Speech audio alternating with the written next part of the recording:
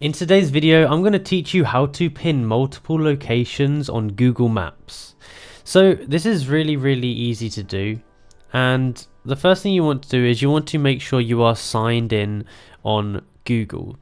So once you're signed in on Google, you then want to go to google.com/maps, and it should bring you up on the map that looks like this, starting at your location, and then you will be able to look around here at different locations.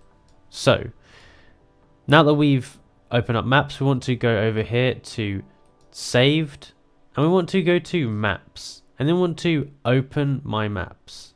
Then from here we want to create a new map like this.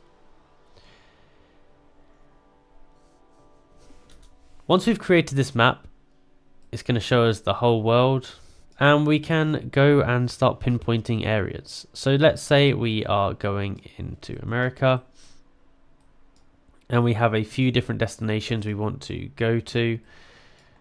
Let's say we're going here. So what we can do is we can find an area that we like. So let's say we want to go to this golf course here. We can click on this here, and we can click on add to map.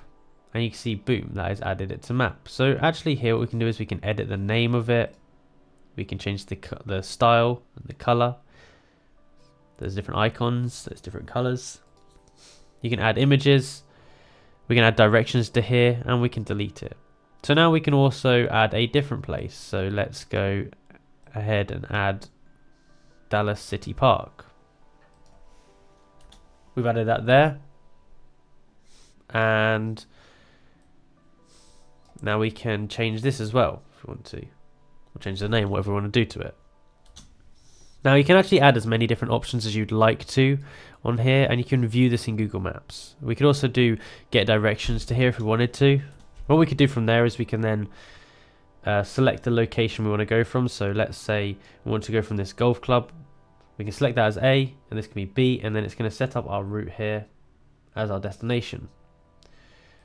And yeah, then we have this here. We can get step-by-step directions.